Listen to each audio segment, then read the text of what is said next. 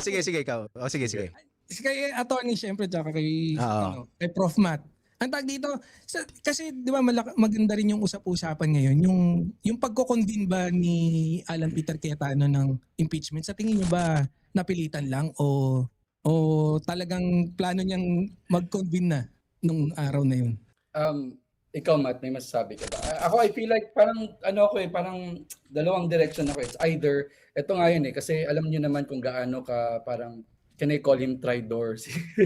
Alan Peter Cayetano. Number one kasi, ang sinasabi nila, gusto na daw nilang madaliin para ma-acquit na daw nila si VP Sara. That's number one.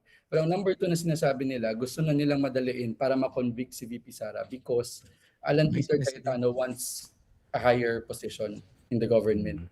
So para -1 na yung sa equation, wala na si VP Sara, di may chance siyang umangat talaga. President or vice president. Yeah. Okay.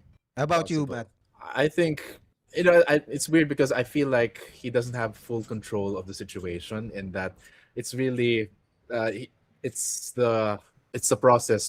He's just following the process, Like for example, he didn't immediately give Bato like di niya pinaalis yung NBI kaagad, when he did that. So, and he also did not, it took him a while to give Bato the protection, or protective custody, but so he is, I suppose, napakitang tao, like he's following the procedures as is, but I don't think I don't know what this, I don't know his actual game plan, but whether we know it or not, I don't think he's capable of doing it. But that's all I can say about that. I think it's just he's going through the motions, so it'll be And I don't have strong opinions on that. Actually, ang isang pinagtataka ko lang, this is ano lang to, not technical at all. One of the things that I'm wondering about is that these people like Cayetano, 'di ba? Yung mga Villar, 'di ba? Mga powerful people naman sila on their own. 'Di ba? Why do they need to kiss Duterte's ass? That's one of the things that baffles me. Why if you are, 'di ba? Why if you are already Cayetano and you already have the machinery, you've been in politics, or you are a very established political family, political dynasty, 'di ba? Why do they need to, kumbaga, kasi what they did with the coup d'etat, that was really parang nakakahiya yun eh. 'Di ba? They really had to embarrass themselves and show the entire country and world they are Duterte lapdogs. At least that's what it looked like. So why do they have to do that? What do you guys think?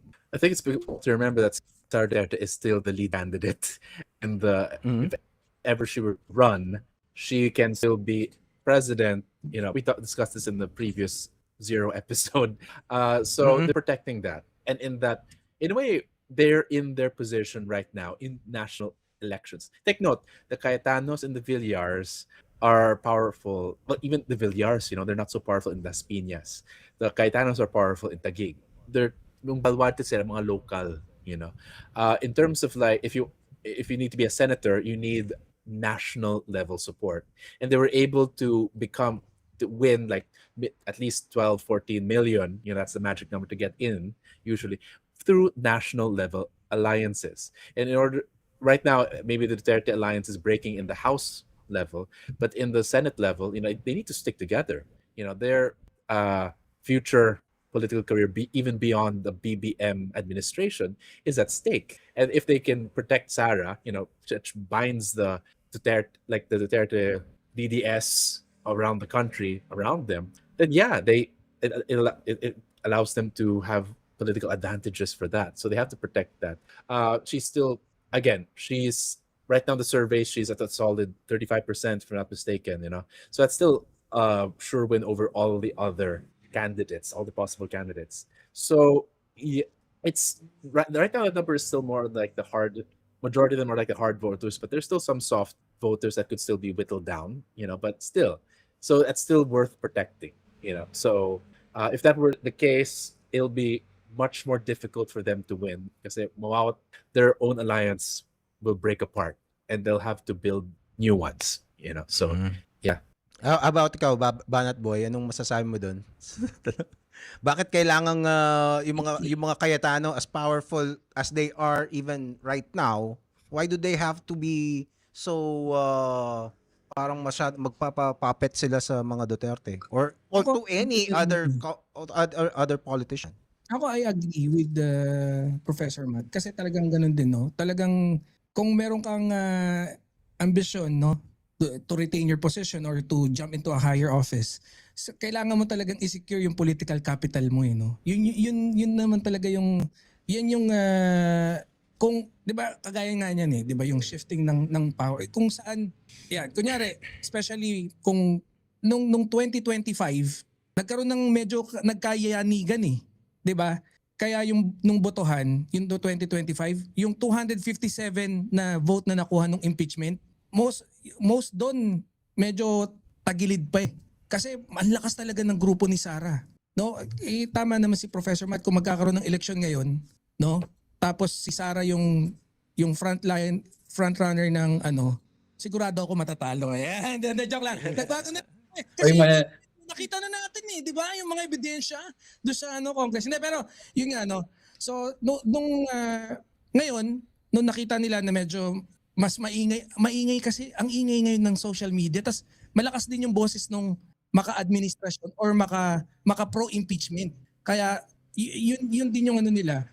Pero yung pagdating nga doon sa yung kung bakit kasi siguro in some point talagang kailangan mong i-obtain yung isang posisyon na pwede mong dilaan yung wet packs nung kasi nakakaya si Alan Peter Cayetano na siya, na-associate na siya fully sa sa Duterte. Tumakbo ka ng vice president. Yeah, he's been embarrassed many times already, di ba? Hindi, mas embarrassing kung bigla siyang ngayon si PBBM na susuportahan niya nung kumaga yun na rin yun andun na meron kaya yung mga hardcore na like the likes of yung Senate block na lang, yung Duterte block, 'di ba? Yan hindi ko alam kung ano pa ang pwede mong gawin para kumalas yan diyan . The likes of, 'di ba si Robin Padilla? Pero mo nagpakita ng etis yan, liit naman. And that's all. Totoo ba yun? Actually, hindi ko balitaan yung pagkakita ng edits. May mga andyan pala Nagda-live selling si Mariel. Oh.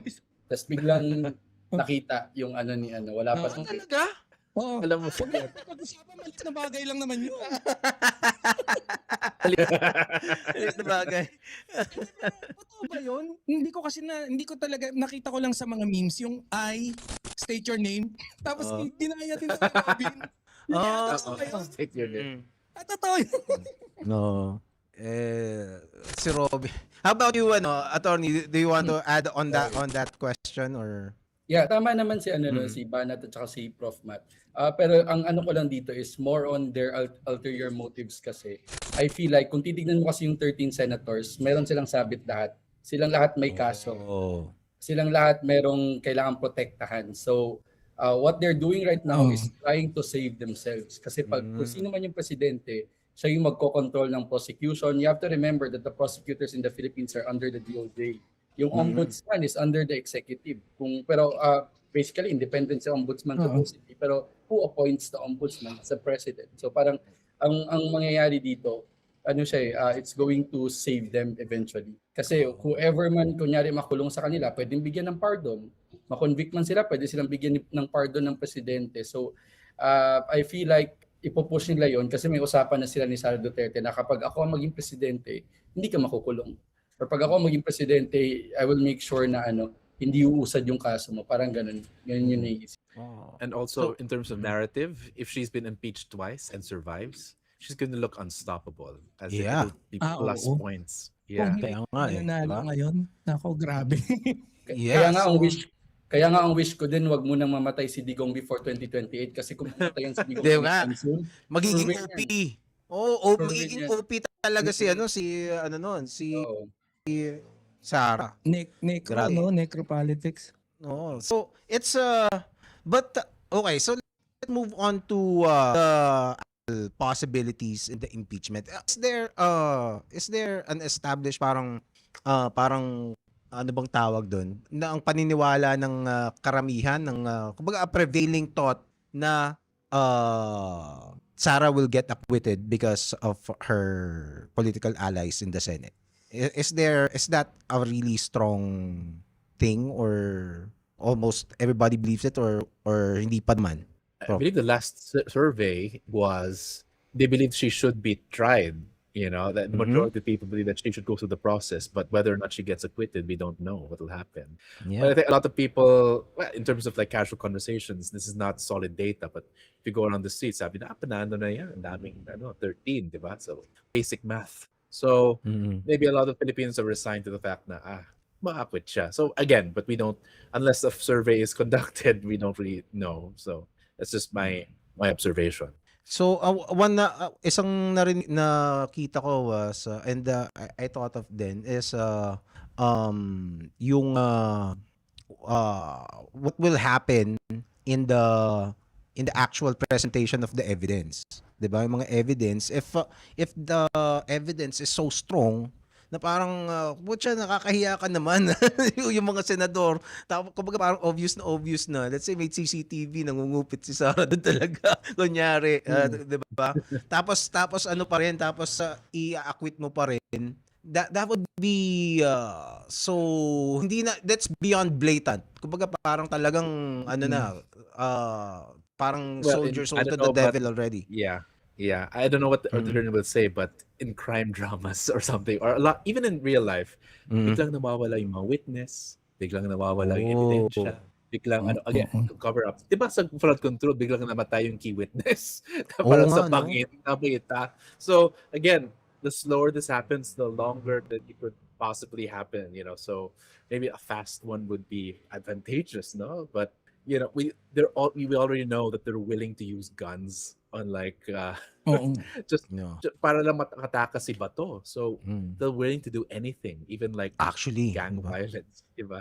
How about you, attorney? What can you add to this? Well, ako, it's not off the table no, na mako-convict si VP Sara. So, may possibility pa rin yun. Pero ako talaga, I'm sorry, Banat Boy, the only way for this to happen is if kausapin na ni BBM yung mga senators, isa-isahin niya. Kung gusto niya talagang ma-convict si VP Sara, that's, I think, tayo lang naman dito, and I'm being pragmatic about this, na dapat kausapin na ni Bongbong Marcos ang mga senators, makipag-trade off na siya. Kunyari si Bato, o sige, hindi kita papahuli, convict mo si Sara. Kunyari si Bongbong, o sige, hindi kita papahuli, convict mo si Sara. Kunyari yung mga Villar, o sige, hindi ko kayo kakasuhan doon sa illegal trading na ginawa nyo, then i-convict mo lang si VP Sara. So, there's going to be trade-offs. Ito nga yung naging issue kay, if you remember it, ito yung naging issue kay Noynoy Aquino at saka kay Chief Justice Coron. Kasi namigay daw ata ng 20 million per senator si Pangulo. Yun naman yung issue that time. Pero ngayon kasi, tama si Banat Boy din kung sabihin ni kung magsalita na si PBBM that they should impeach VP Sara, I think this will have a factor, no? Malaking factor yun. Kasi at the end of the day, the president will control the narratives. Lahat ng mga sabit nila pwedeng i-forgo if they just vote for VP Sara's conviction. May masasabi ka ba, Banat Boy? Ako naman, agree naman ako doon.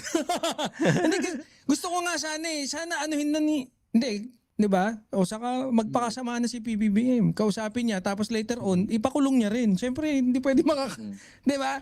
Attorney, syempre hindi pa rin pwede makatakas. And ang sa akin dapat managot yung mga dapat managot. Pero we have to consider talaga yung impeachment. O, English? Puta napapa-English ako sa inyo. Kasi di ba yung impeachment is political in nature. Di ba? Yeah. So, ganun talaga ang mangyayari dyan, numero talaga yung makakalaban mo So, yun nga, if magsasalita si PBBM, no?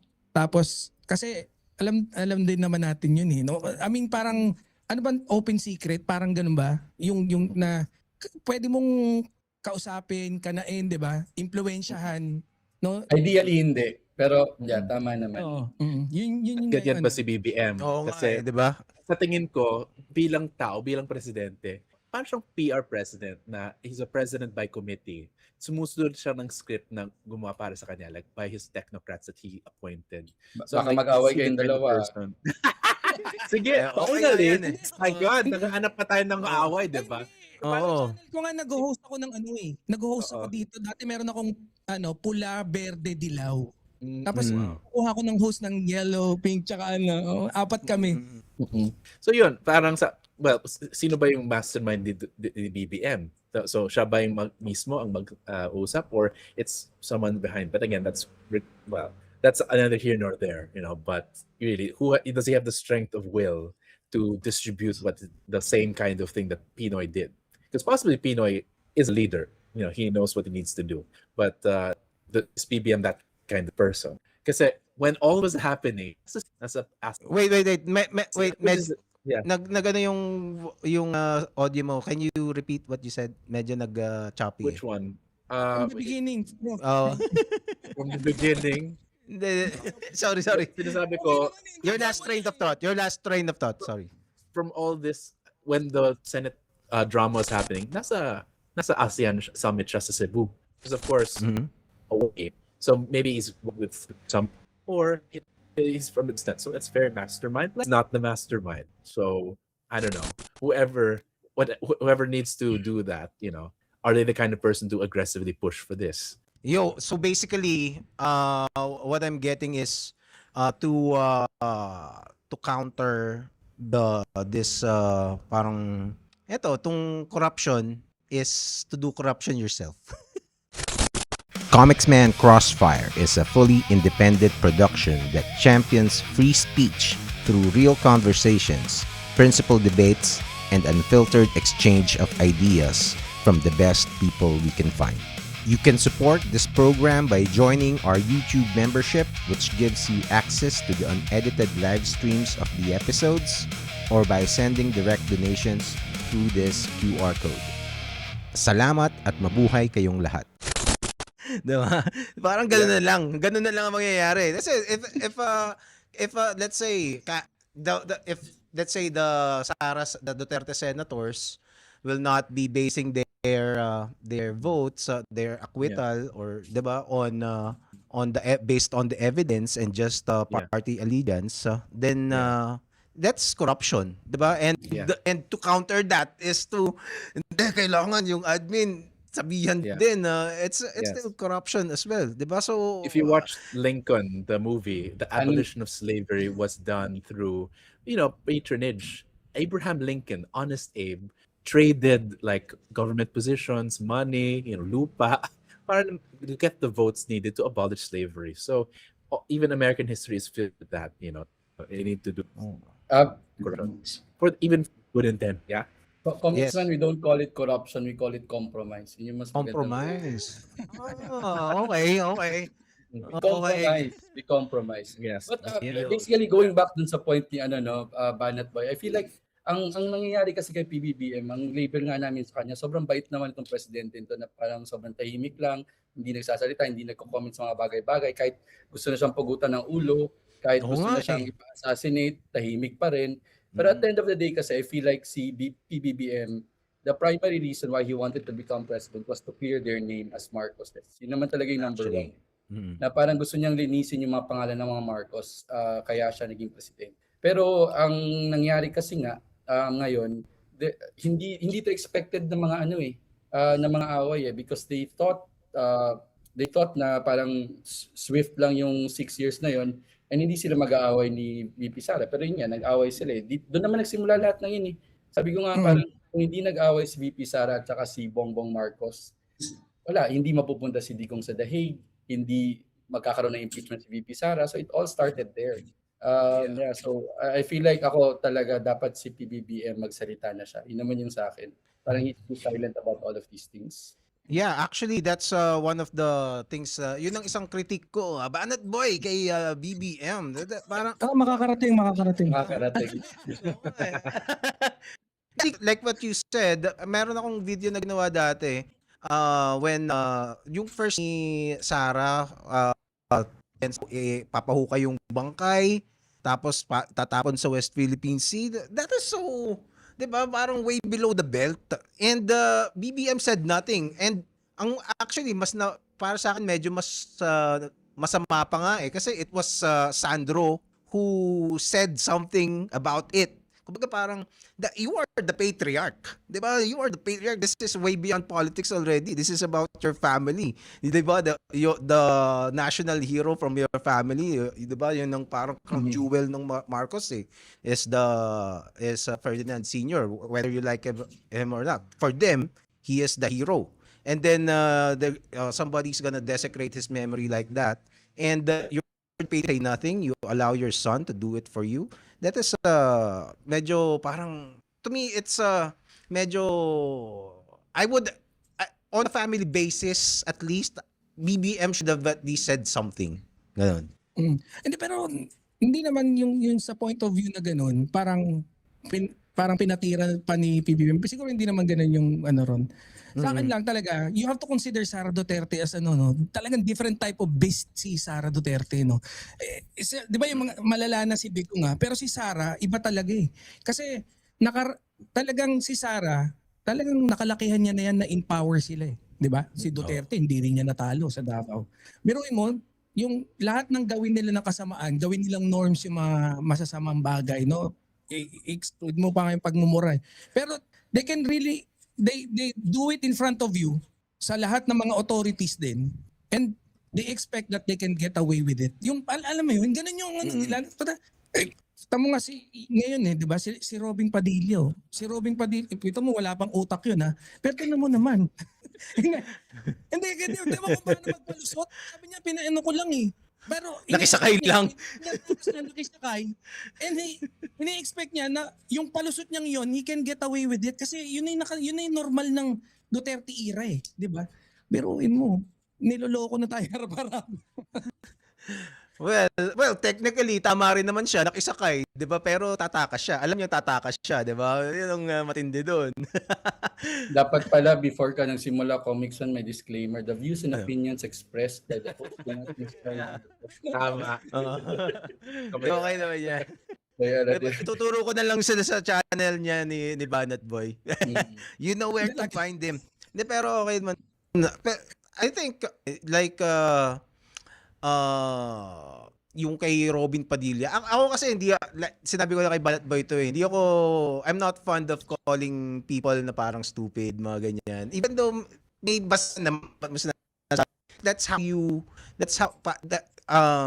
when you underestimate your enemies, 'di ba? It's not good din 'di ba? Parang, and sometimes you get to overlook, minsan nawawala, meron din naman talagang mga twisting ng Uy, hindi ako context, nag-underestimate Ako nga lagi, ang ano ko ano ko, lagi, is kunyari makikipag-debate ako. Pagka ako makikipag-debate, I always consider yung opponent ko na buong lakas siya din ako din. Ganun din. So, hindi talaga ako may mag-underestimate. Pero mahilig talaga lang ako mang-asar, mansutil.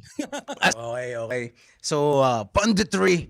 Okay. But, okay. So, tapos na tayo dun let's move on to another topic.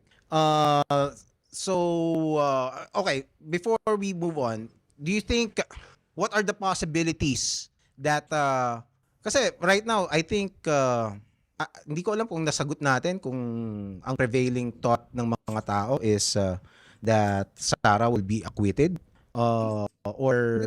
Parang natanong mo na yan Oo nga hindi ko nga alam kung tama. May tanong ako sa Hindi, sabihin. Professor Matt, mamaya ka na. Sige, ikaw. Sige. Sige. Prof Matt, Attorney Reyes, sa tingin nyo ba, kasi ngayon kumakalat din yung rumor or yung bulong-bulungan na may possibility na mag-resign si Sara Duterte. Ano sa tingin nyo? Ano opinion nyo ron?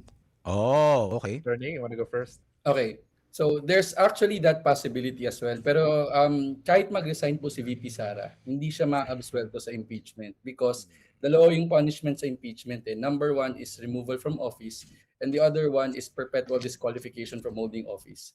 So yung removal from office, moot na yun kasi kung nag-resign siya, tanggal na siya sa office. Hindi na kailangan nang i-decide yun.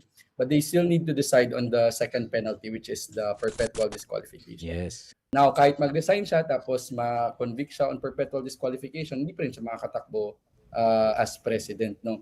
I think also that's a possibility kasi kung makikita mo ngayon, the efforts of the Duterte camp is to test the viability of Baste Tulong. Duterte as the Baste. president. Di ba? Oh.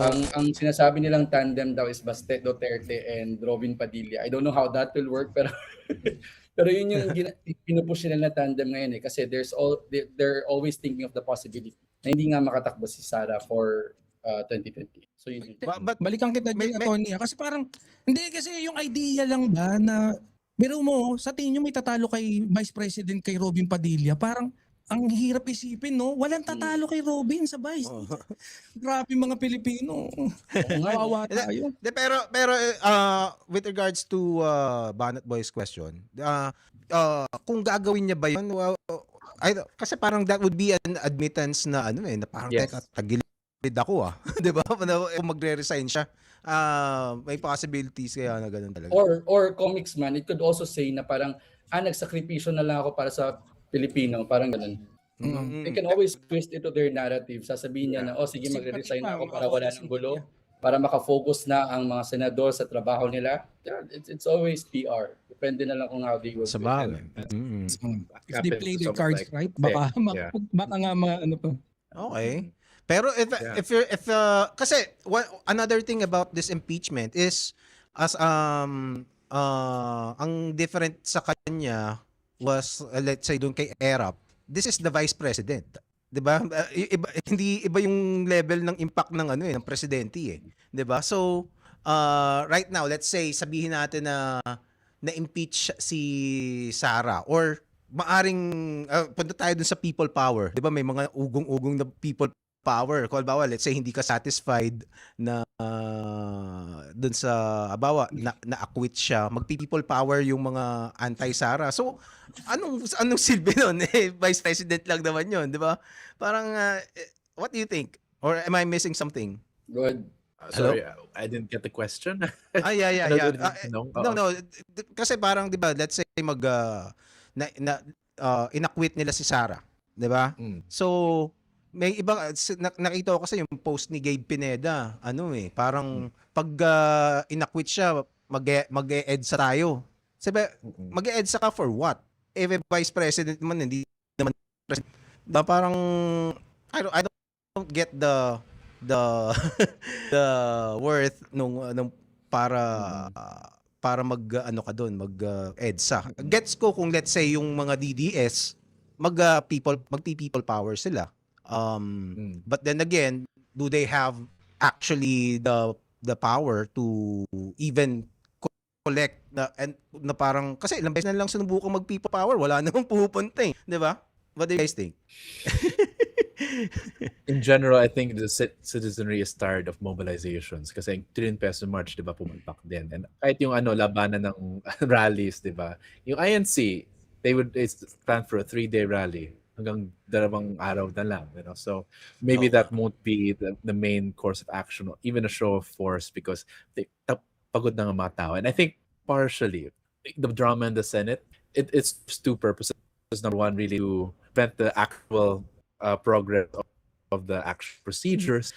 But number 2, really, sinasadya nila yan para minsan, it's a strategy, para ma-disengage yung mga tao na parang hanggang masawad din tayo na parang, ayoko na. And I think that is a strategy so that even the educated or like the morally, let's say, disgusted from this will disengage. And that's, so that prevents the reform-minded people from actually doing that, which leaves their voters, So we have to think that these displays na nakakahiya is actually trying to disgust people to the point na they will not want to participate in politics anymore. That's actually part of their strategy. Actually, may naisip akong sagot pala dun sa tanong ko. kasi Setup yan, parang... hindi, naisip ko lang kasi Scripted ba to? Oo nga Sorry. Hindi, pero naalala ko lang kasi, the impeachment is to prevent Sara from running again. 'Di ba? Kasi yun ang to prevent her from running as president in the future. Yes. So kung matatanggal siya, that's yun ang purpose nun. Kung bakit ka pwedeng magyaya sa EDSA, I suppose. I don't know.